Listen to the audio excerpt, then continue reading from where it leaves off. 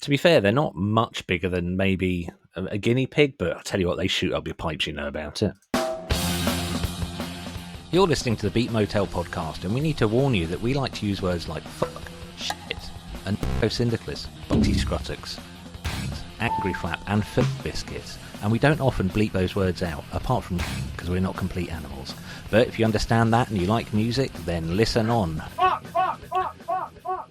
I'm quite pink, you know.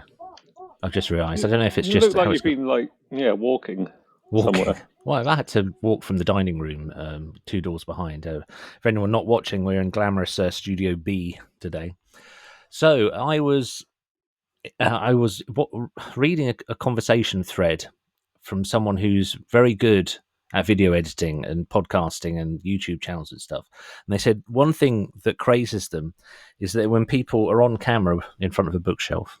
Yeah, good, because I don't normally get to recording this level of comfort and this level of.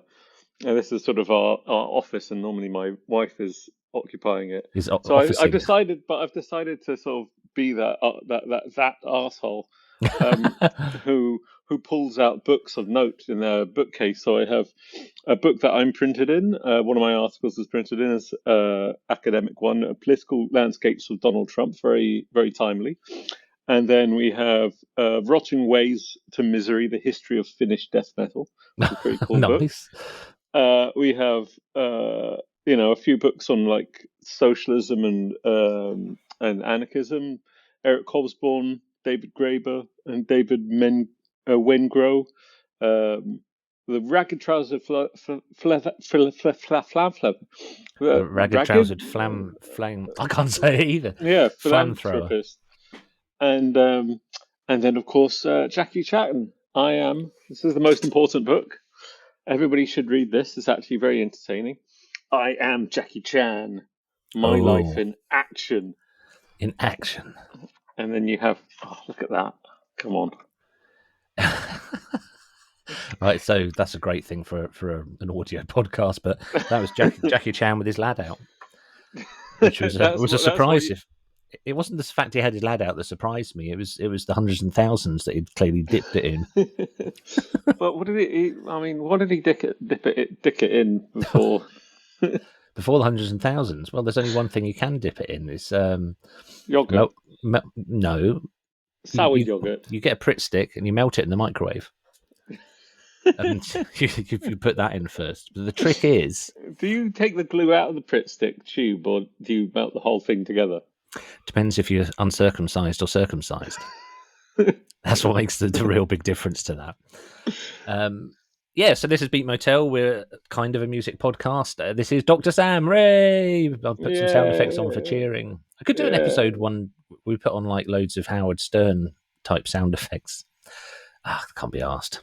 Sounds shit anyway. No. So I'm just trying to sort out a holiday. Right. So excellent. So let's record the podcast. No, I'm busy booking a holiday. My father-in-law's doing it. Does that make it more stressful or less? That's a good question. In some ways, more stressful. Yeah. Emma Coulter's going away in about an hour, and she's going with Ryanair because that's how everyone flies. And she's managed to pack so well. She's an absolute genius at it. But some of the things she's packed are really funny because I always think you pack for... You're more travelled than I am, but you pack for what might not be there when you get there, or what might be too expensive to buy when you get there. And I don't know. She's going to Germany. I don't know what she's expecting. She's packed like those little packs of tissues that I was going to say became popular in COVID. They've always been really popular. And I'm fairly sure they're going to sell tissues in Germany. I know, but I get that. They're just useful, and you're not sure where they sell them in a shop because they might be behind a counter. What's your sleeve for? You don't need tissues. You are my child.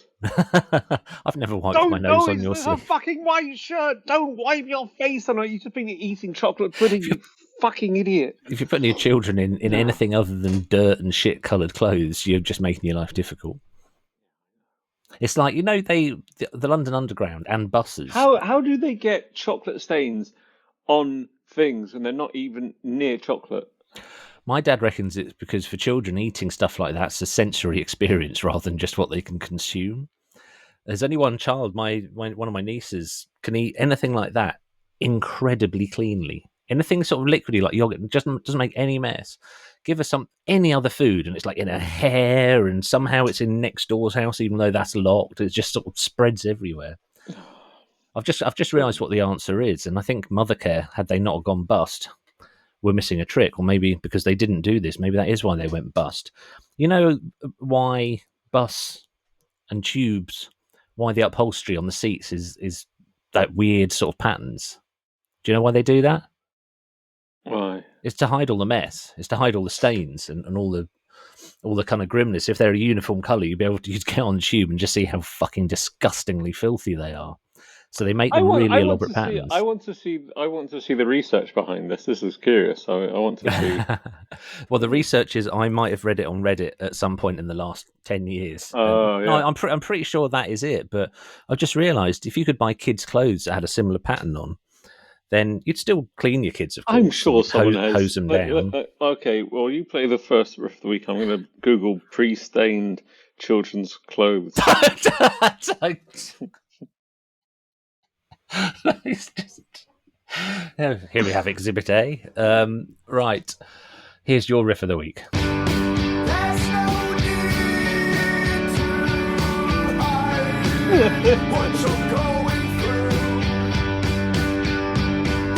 Love me down that road myself.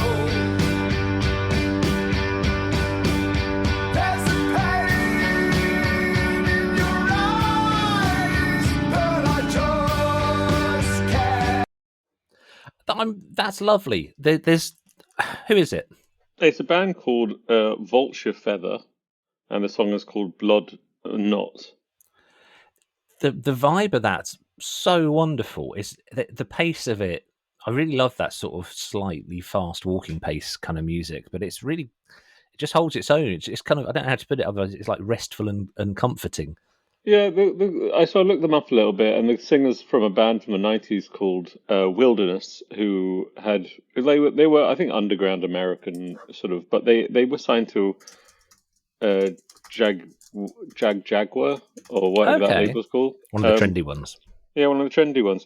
But I mean, it's a great song. It is a fantastic piece of music. But they suffer from what I think so much modern music suffers from is they get a sound and then they just stick to They it just and they stick don't do. exactly to that. Get the Yeah, formula. and they get a formula and they get and so at no point on the album I like that song's fantastic, but the next one should be a fast song. Mm. But Yeah, there's no the whole album, no fast song. It's all the same sort of thing, and I just think, do you guys not get fucking bored of playing that? Why do I mean, like I was thinking about this the other day. Like you listen to old man whining, but I don't know. I'm not going to talk about old music. I could talk about Slade and Queen and the sheer variation those bands had on their albums. But you think about bands that haven't proven themselves to be as amazing as that, but have proven their sort of longevity. A band like Franz Ferdinand, last album has a realm of they're massive. They have every reason to stick more to a classic sound than a band, and one sound than a band that they're known for than a band that is, that is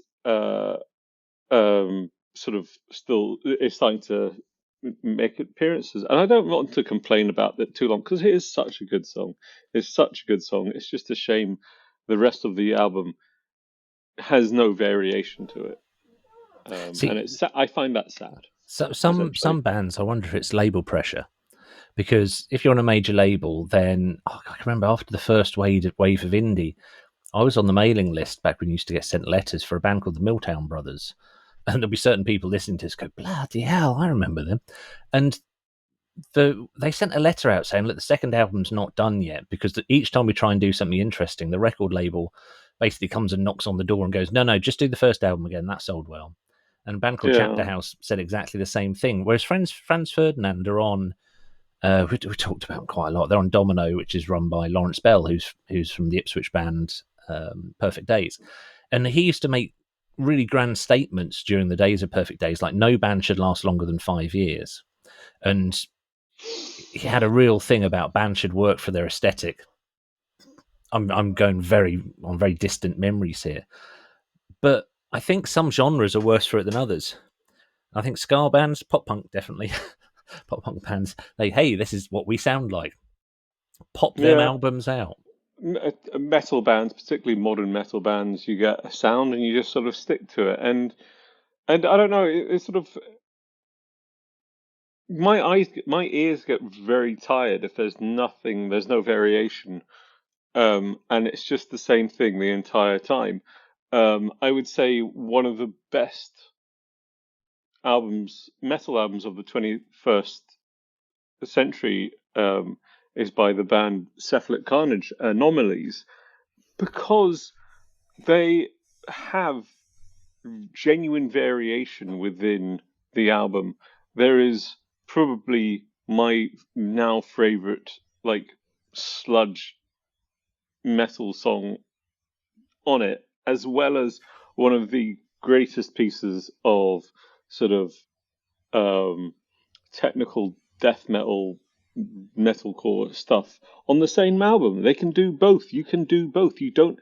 And this is a thing that I always get, like, the last band I was in, who shall remain nameless, but if you can be bothered, they're probably named somewhere in the rest of the other episodes. You've probably mentioned the name quite a few times. I see their stickers in toilets quite often. Yeah, and then, but I remember one point someone brought a piece of music to them, and they just sort of they used the term, "Oh, it's not really the on brand.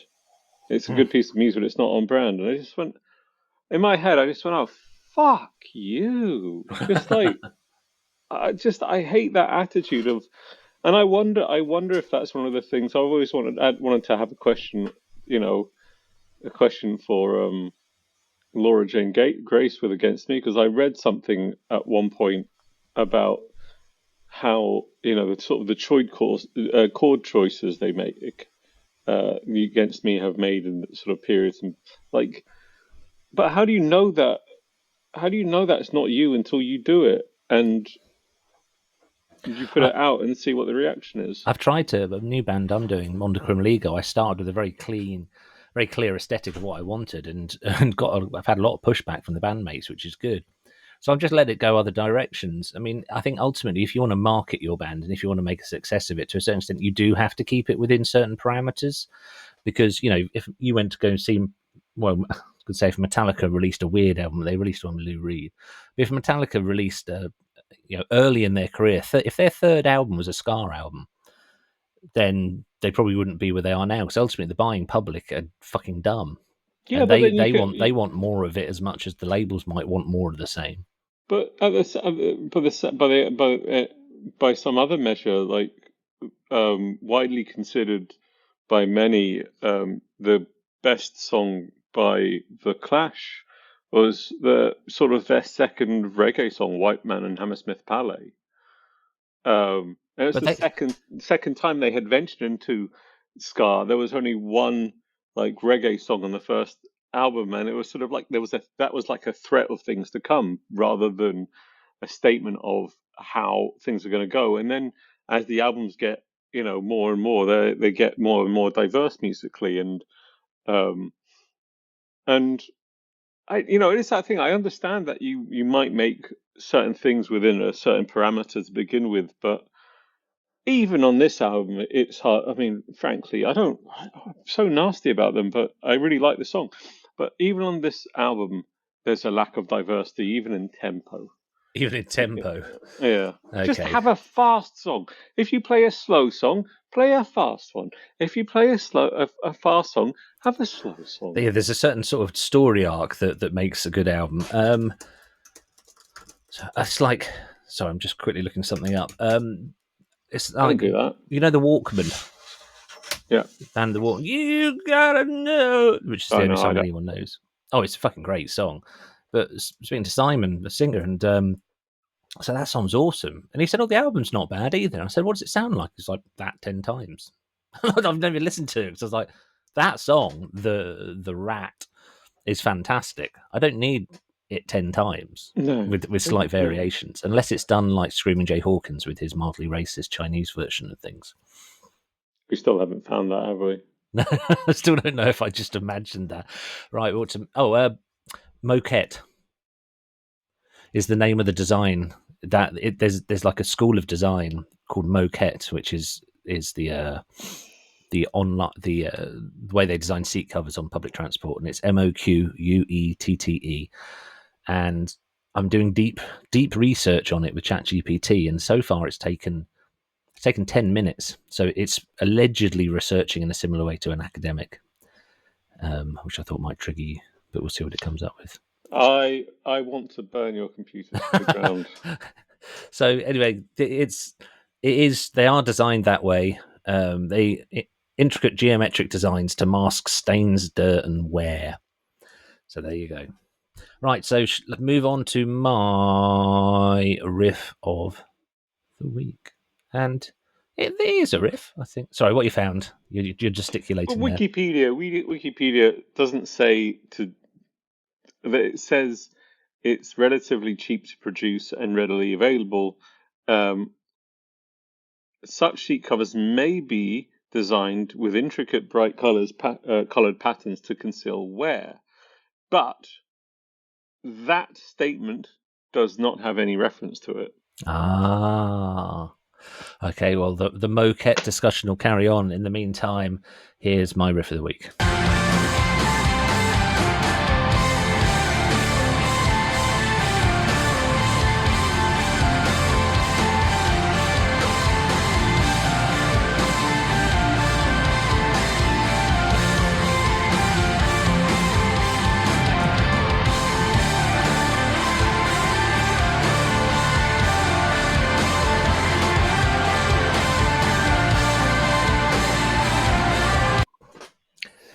Smell math. I So we smell said- math. Yeah, I smell math. No, I don't think they are, because it's a band called Shells, spelled Shels, and the trumpet player is the singer of Mumra. Remember them? They became Oh yeah. the Flying Squad. That wasn't what they were called. Display Team. Well, I don't remember. Very sorry to anyone who's listening.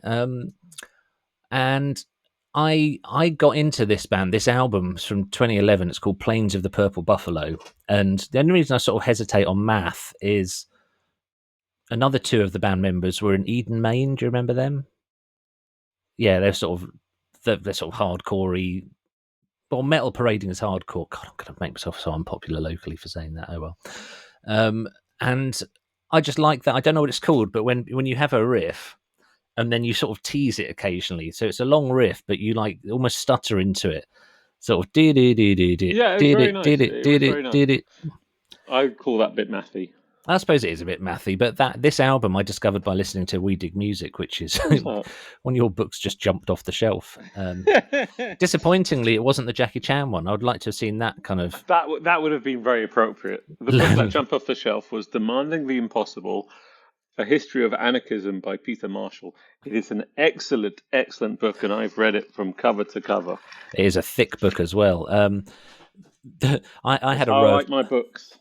If anyone looks back at Beat Motels from maybe a couple of months ago or before, I had a row of books on my bookshelf that were meant to make it look like I was a serious comedy writer and research things deeply.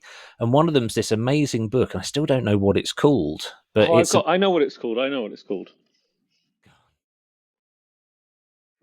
Red Dwarf Infinity welcomes careful drivers. No, it's a really famous book in design circles, and it's an inspiration book, so it's really thick. It's about 10 centimeters thick, and the idea is that you open it at any page, and there'll be something interesting to sort of like inspire you or like to jog the creative process. So clearly, I don't know every single page in it, and I was go to the page with boobs. Well, you know where this is going then. So I was on a networking call with a bunch of people I'd never met before that were fairly highbrow, and they were asking about the books. And I said, "Oh, this book's really interesting. A designer friend of mine told me about it." And you just open up at any page, and it triggers things. It gets you not out of your comfort zone, but it It's brings triggered. it brings things that are outside of the context you're working in. So it's an interesting theory. And I said, look, I'll just open it at random. And I lifted it up to the camera, opened it at random, and it's a pencil drawing of an open vagina. I was just like, right, none of you have met me before, but I want to assure you that every page in this book has that on it. So fuck you all. No, that isn't what I said. But I was just like, oh my God. And like the awkward silences you get in real life or IRL, that for some reason over Zoom is much, much worse because you see everyone's like, I'm not going to be the first to say something now. He's just shown us all the... Andrew put the no. Andrew put the no. Please Put the book down. Please put the... But Andrew, why are you dribbling? No, keep your trousers on.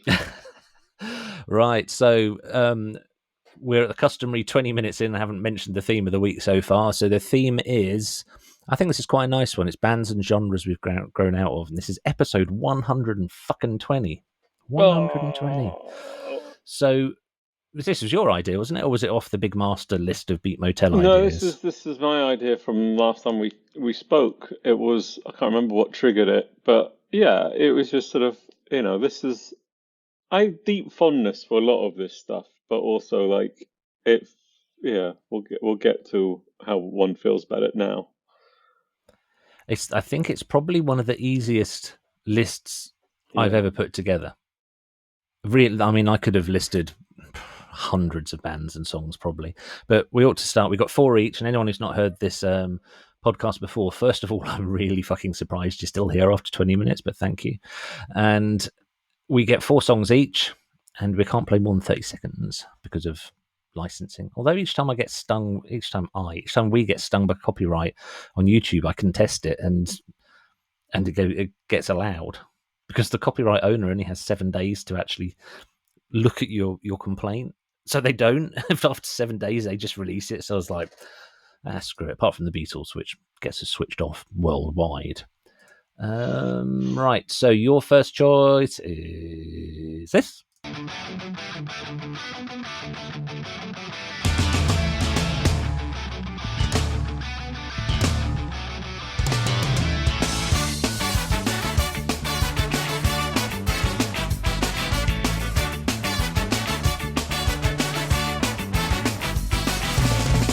The measles, she's got the mumps. I'm sick of waiting by the door in case she comes home. So, I said that black metal drummers should get paid double time because they're working twice as hard as everyone else. I think bassists in ska bands should get twice as much as everyone else in the band. Can you play the first bit of that again? I heard the bass again. I heard the bass really cool. He's working hard. Yeah, he's great. Not yet. Just limpering up at the moment.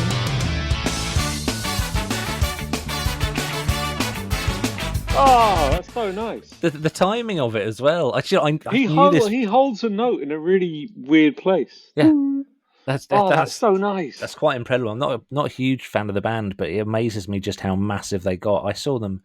They played at V Festival when I went. The only time I went. Yeah. Once is too many times to go to V Festival in Chelmsford in Essex, where what my child would call the roadmen go to music festival. Do you know that phrase, roadmen? Isn't that like a drug term? I don't really know what it is, but I know that they have a real problem with their dress, the way they dress, that would be solved just by wearing braces.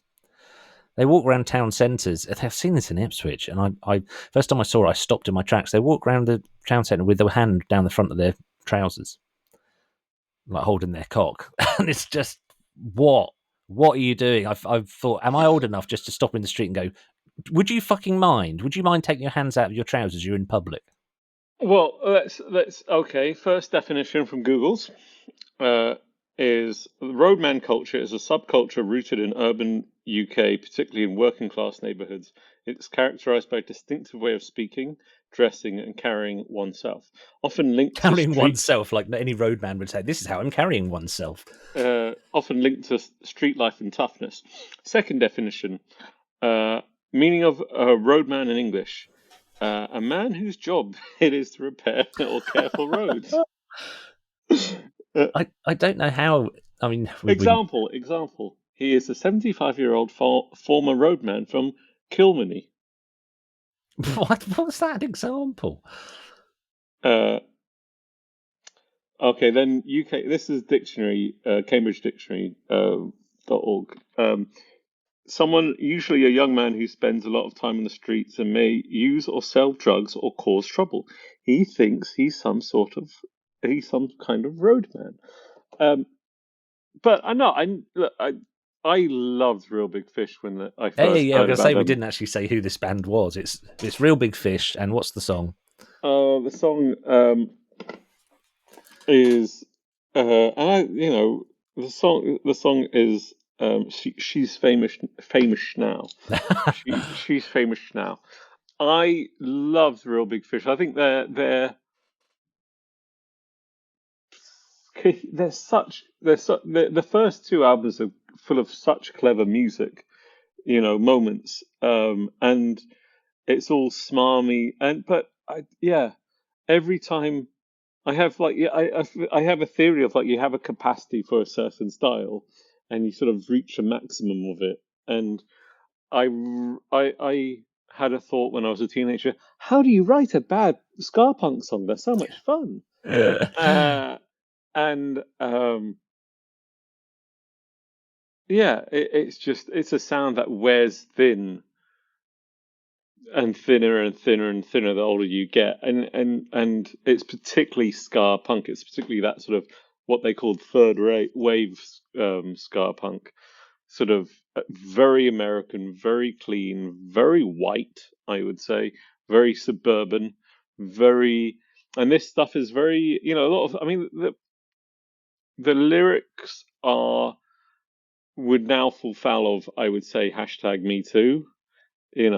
It's a bit. There's some really quite creepy lyrics about girlfriends and all these sort of things, and women in general. And it's sort of reminiscent. I'm having trouble with my S's today, aren't I? Reminiscent. Yeah. I actually remember to put my teeth in before we started this, and that's not a fucking joke. It's reminiscent very much, I think, of American, and reflective very much of sort of late 90s American jock culture, of sort of a lot of fun, a lot of stupidity. Life is free and easy, and it now serves as a painful reminder of, you know, not fixing the roof while the sun shone. Really. How do you sound so carefree and upbeat now? If you do sound like that, you're a fucking idiot. So I wonder how many ska bands. I never got this kind of ska. I was going to say even now I don't. It just kind of vaguely irritates me. It's just too chipper. Yeah. Do you think any of this kind of bands split up and just kind of like, sorry everyone, band meeting, the world's now too miserable to play this kind of ska. We're going to go play goth. I hope so. On this album, they dabble. Sometimes they dabble in other genres, and they have a really cool song, which is sort of like they did a metal song on this album. It's really good. Well, they've or like looking a up the history. song. Looking up the history, and they're quite. Oh, that's interesting. In 2007, they did an album called Monkeys for Nothing and. Sorry, this is good. Monkeys for Nothing and Chimps for Free. Monkeys for Nothing, Chimps for Free. Where they recovered they did covers of their own songs in lots of different genres, which is one other band, The Big, have done the same, and I think that's fucking cool. Ed from The Big got in touch and we had a nice little exchange over Messenger, and I was slightly freaked out, but I don't know why, because he's a lovely man. There's always an absolute joy to speak to, and he was actually getting in contact. I had Daz, my old bandmate Daz, try and fill in for you. No one can quite fill in for you, Sam. And he was just contacting to say how nice it was to see Daz, because he was in a ska band called the Ballistics. Do you remember them? Name rings a bell. Anyway, let's move on. We need to move on, because it's time to move on. And we're not going to hear the drummer get wicked. We're going to hear this.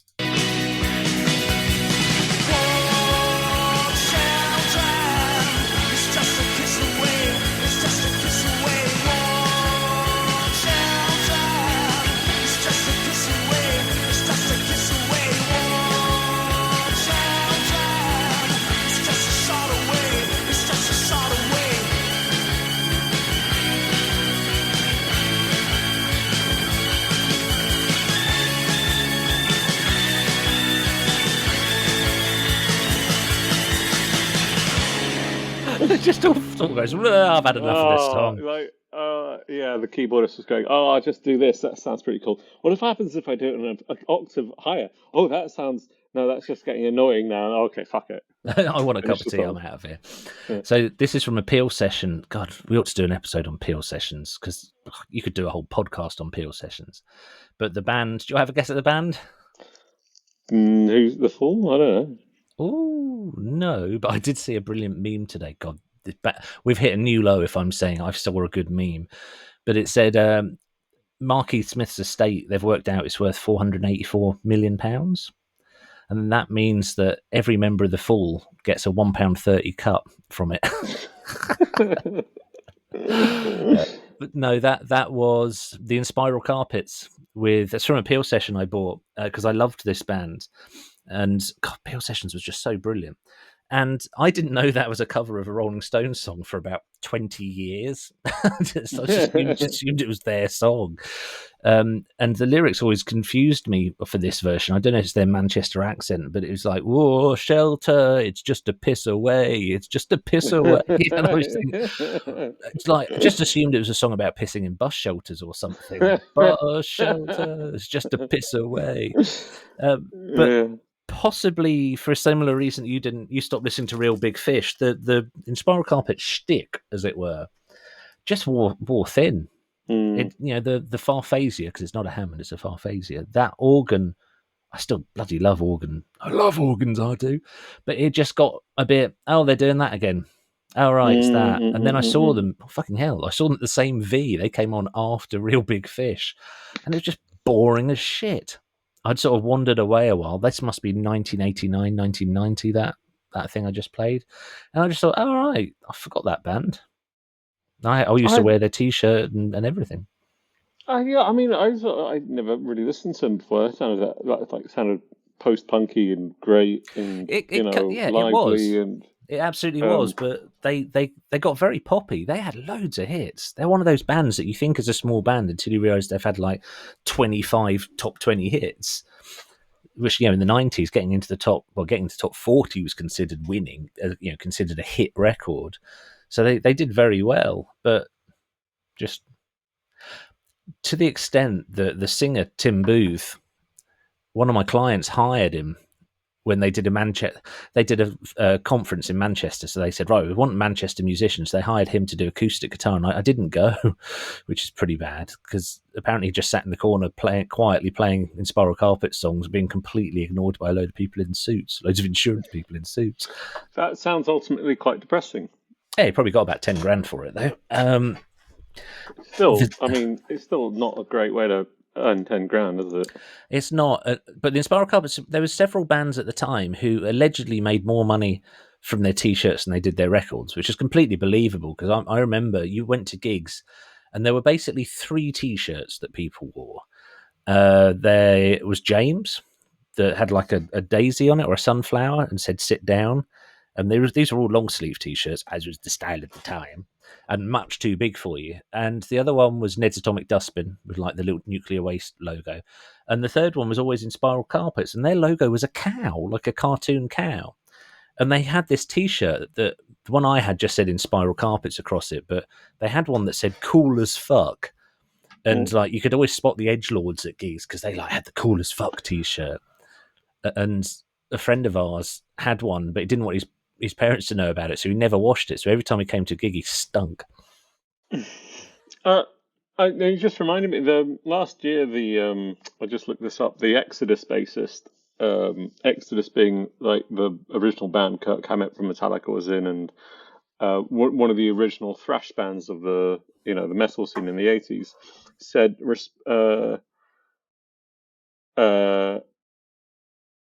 he said he's basically said, I'm not a musician anymore, I'm a t-shirt salesman. I found out that Philips CEO released a statement last year saying we are no longer an electronics firm. Not connected at all, is it? Anyway, that was Inspire Cover, so we need to move on. Here's your next selection.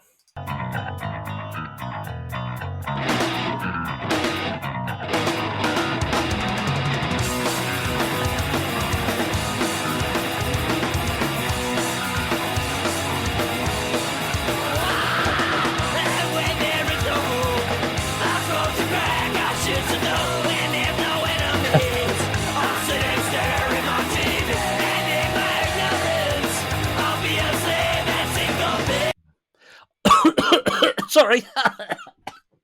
I nearly chose a variation of this band. A Leftover Crack. Yeah. Yeah, exactly. So that was, who was it? The choking and the victims. I can't. How do you spell choking? Because I think I've written chocking victim in the show notes. Chocking victim. Chocking victim. I'm going to leave it. So I knew this band existed. I'd never actually heard them. They're not a million miles away from Leftover Crack, really, are they? His voice doesn't sound quite as much like he's being throttled. And the in that production is vocal. quite a lot thinner. It sounds, like it is that thing of like there's they were sort of dirty, I guess, American street punk, but they like got rid of the oi aspect of a lot of that, like Americans might call street punk or whatever. Crust. And it's really crusty, and it's very crusty sounding. It's very but I don't know, there's a point, like I was listening to them going, actually, this is the problem of doing an episode like this, of going, oh, I actually quite enjoy this. But then I knew we'd rediscover things, yeah. It takes you back to how you felt about that stuff, but do you want to hear stuff that the question is more like, do you want to hear stuff that they're doing today rather than stuff you really enjoyed at the time when you were, say, 19, 15, whatever? No, I don't care what they're doing today. I really don't give a shit. And it was either someone like Choking Victim or Rancid, and I just thought Rancid was a bit too of an easy, it was a bit too of an easy target. And this is reflective of the same sort of thing. There is a punk scene that, in a way, and not to say that it doesn't grow up, but that the bands don't grow up. I don't mind an 18-year-old playing and doing that sort of music, and a 25-year-old or whatever. It gets embarrassing when the guys that are in their 50s and their 60s are trying to be that snotty teenager, trying to be that arsehole.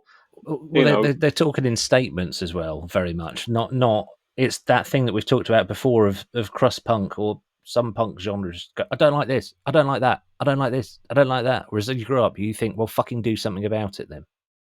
Yeah. I don't care. I couldn't give a shit what things you don't like.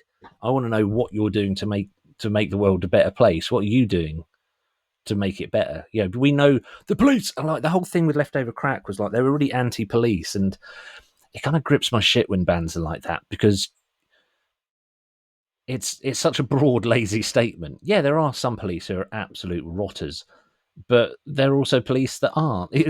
You're talking about millions of people, billions of professionals. But it's more like what the police are symbolic of. The man. It's an undefined angst against the world. It's more like that the police are a symbol of a system that is based around keeping property in the hands of some and not in the hands of everybody else. And by defining, it's sort of the irony. It's very interesting to bring it to my mind goes in the direction of, it's very interesting to bring it into this sort of a conversation that people are having about the creative industry in the UK at the moment, and AI. AI is premised on the idea that these things, these algorithms basically should be fed whatever the fuck's out there without any repercussion economically, without any, um, and I think quite rightfully, a lot of people, when you're in the system, you have to play that fucking game, and so why is it okay for tech companies to be anarchic with information and with data, and it's not okay for us to then go and take Elon Musk's millions and distribute it, billions, and distribute it in the way that he is, and other tech companies take other people's information without asking, without paying, without any with only economic benefits for them. So what are you going to do to fix it? Well, I mean, I'm not on social media anymore. I use browsers that stop as far as I understand, stop people sort of collecting as much data as I can stop them collecting. I pay for my email account. I'm not on Google Gmail anymore. I'm trying to, I've always said if Google actually had a system where you could pay for a subscription model of it, because their products are brilliant, I would pay for that. Well, they do for emails and stuff, but not for search. And the search is the really interesting thing. This comes up a lot. I never talk about work in this, and I'm not going to do it now. But it's quite exciting that there are things happening that are putting a bit of a dent. But well, people have been complaining that the search model for Google has been getting shitter and shitter. The more they put on paid adverts on top, and the more they curate the results to things that are in their own interest, the worse the search results are. It's really strange, and I'm not going to talk about this. Just to say that the AI overview thing is so strange because it's taking people away from clicking on the adverts. So it's good for the user, but for Google, you're kind of like, where are you going with this? Well, we need to move on. I do not want to talk about work. I have to do that the whole rest of my life. So let's go for this. You're a teenager, must be so bored. Shit. Let's do it.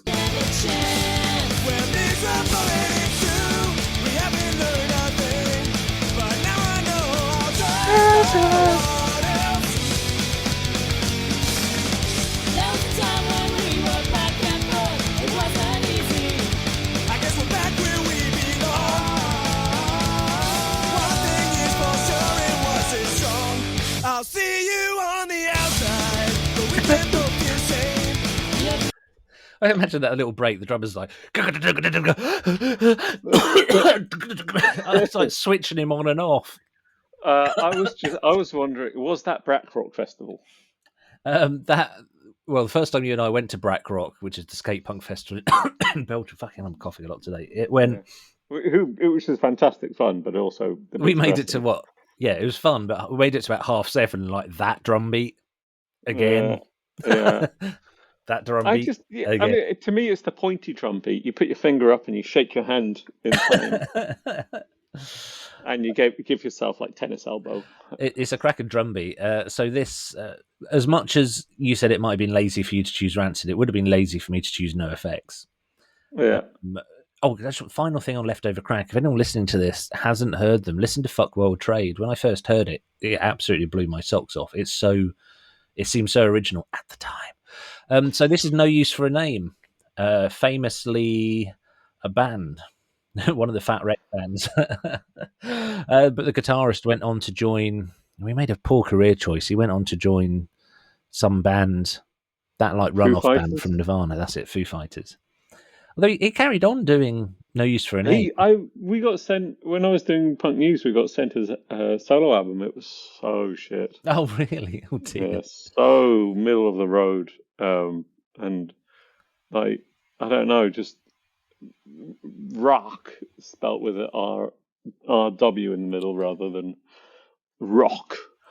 But so this album, I can't remember what album it was on, but the song's Inside, and I think it's pretty much, this is the whole of pop punk. You only need that song. Yeah. Inside by No Use for a Name is the only song you need. You don't need all those albums.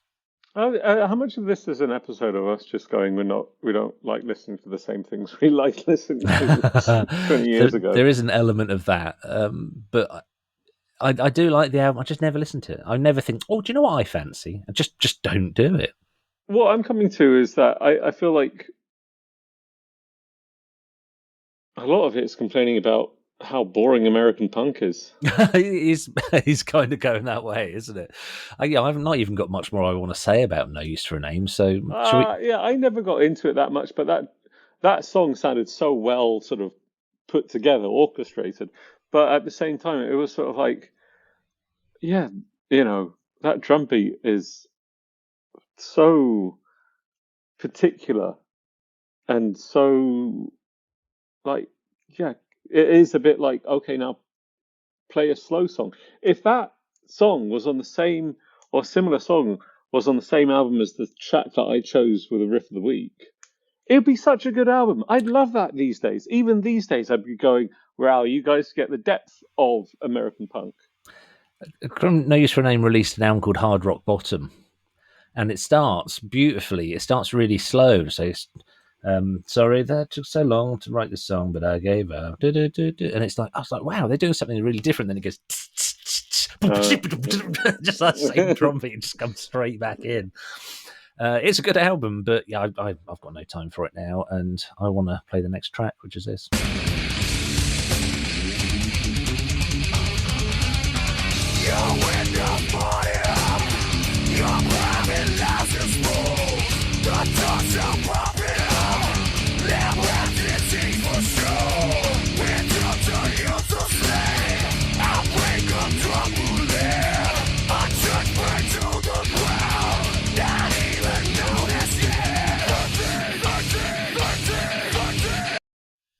This band never sound fucking riff so fucking good. This band never. I've never sought them out, but every time I hear them, I think that's not how I expected them to hear. Despite the fact I've had one of their riffs stuck in my head for 30 years, and we've been out and about, and you said, why are you going? It's just stuck in my head. So who was that? That was the Panteras. Panteras, who famously stopped making music and started making hair products. Yeah, because they're worth it. Because they're. Yeah, so why don't you listen to that? I listened to that song. That song is by far away the song that has sort of stuck with me. But it's more, that one is much more emblematic. Again, I've sort of gone for more. I don't listen to Pantera anymore, partly because the more and more, like either Phil Anselmo has pretty significant mental health issues, which I am happy to sort of accept that he does. And he's really in a bad place when he does a lot of suggestions of sort of old school far right stuff, Nazi symbology, embracing Nazi symbology and fascist sort of mental ideas, and either that or so I struggle to excuse his politics, but this isn't about Phil Anselmo's politics. This is about groove metal and how it just and its eventual sort of becoming of new metal. And again, it's sort of like, I don't know. It feels like Pantera wrote the one book there was to write about it, and no one's done anything interesting with it since. And yet bands continue to pursue that sort of like groove aspect to it. And I sort of feel like, I sort of feel like if you guys can't do, and if you can't top 13 Steps to Nowhere, don't bother. Do something else. Well, some bands famously never do bother. So did you watch, we're going to have to really race along here, did you watch the last documentary I sent you? No, it's on my list. It's worth a watch, but the whole point of that is he never did the second album. I'm not giving anything away. He never did the second album because he was never happy with the first album. He's still trying to perfect that. And I think what you've just said about Pantera, I'm a little bit like, well, maybe he's doing the right thing. I'm not getting it right. But we are so opinionated. No, I just groove metal, just that sort of swing to it, and no one doing anything dirty with it. Pantera are dirtier than most bands in that genre. But they had a success, and in that success came a trend of bands that cleaned up that sound and made it boring as fuck. I made it new metal. So right. And then some people, some people do a Weekend at Bernie's style version of Pantera as they're touring around at the moment. That is such a good way to describe a band that's lost members. Oh shit! Well, we need to move on. I need to play the next song. Fuck up. Don't fuck yourself. So I chose this because I like that little. It's a live track, well, live in the studio, and I like that little "Don't fuck up, don't fuck yourself." But the bass line is I adore. Fuck up. Don't fuck yourself.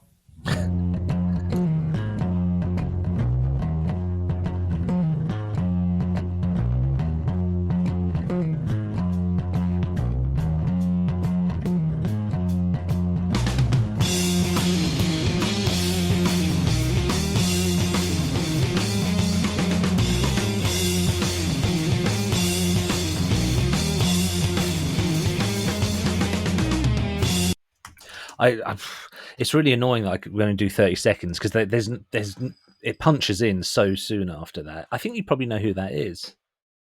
Caius? It is, and that's Scott Reeder, who it would have been weird if he had to join Metallica. I probably might have liked Metallica if he had joined, actually, but it's one of my favourite bassists. It's, but at the same time, that could have just been like early 70s, Black Sabbath Volume 4.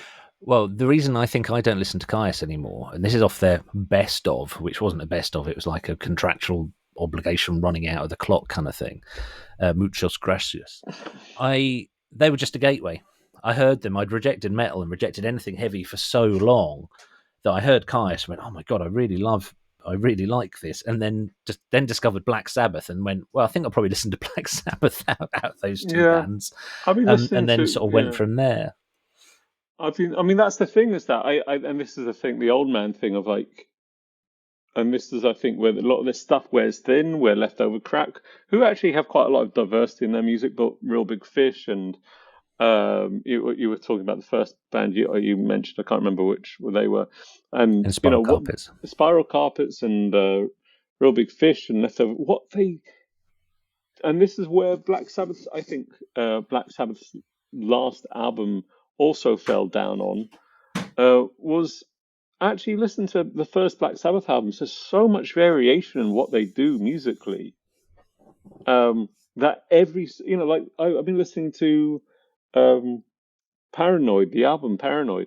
It's such a spiraling album. It's such a good album because they try so many things and they do all of them, but they also keep it within a certain personality.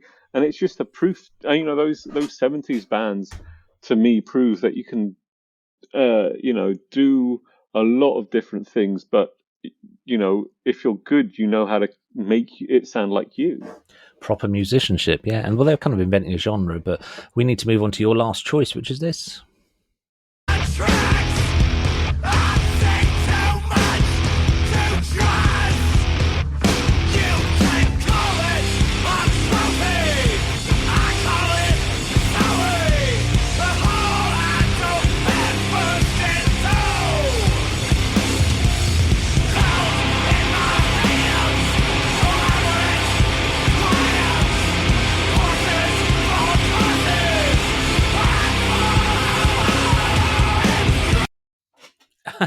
I love stuff like that, and then I go and look up the band and try to listen to an album and lose interest after about 4 songs and go and make myself some dinner. Yeah, that's the band Whores with Participation Trophy, and I think they were the last band I sort of had a vague interest in who did this sort of American, what I would call a noise rock sort of thing, which was sort of like a Melvins-y, not sheltery, what they're called, but sort of like this sort of slightly atonal-ish stuff, groove based, very heavy bass, very big bass, quite a lot of atonal, guitar playing, shouty lyrics, shouty vocalists, very sort of, and all of it sort of is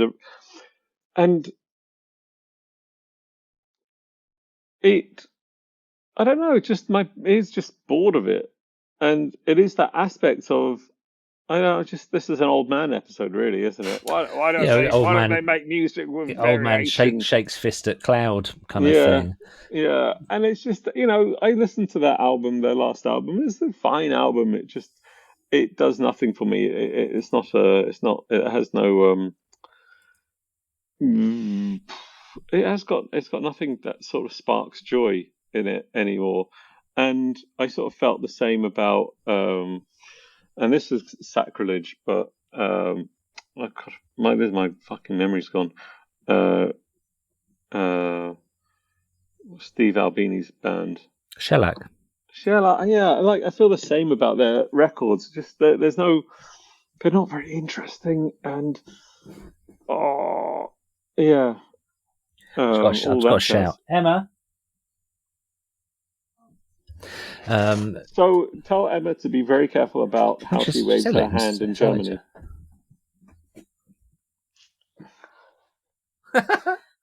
Don't go until I've said goodbye properly. No, okay.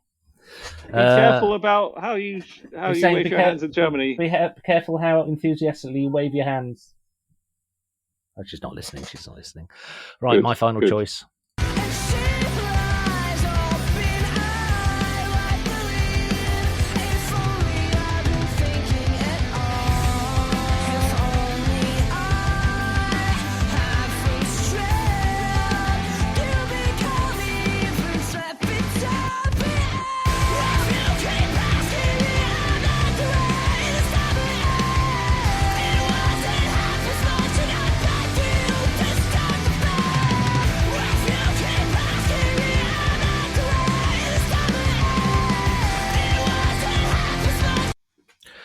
I think an important caveat for all of this stuff is, of course, that if we heard something that tickled our balls in the right way, or tickled our fannies in the right way, we'd all listen to it and go, fucking hell, how did we ever get out of this? This is Sayasin with the original singer. I think this version is, and that chorus is just it's another thing that's been stuck in my head for 20 odd years. I just fucking love that chorus. But I never listened to Sayasin. I never think, oh, I fancy that. They, out of all the emo bands, they were the one I heard first. I'm gonna have to really slam the door on this episode. Sorry. Bye. Bye. Thanks. Love you, Emma.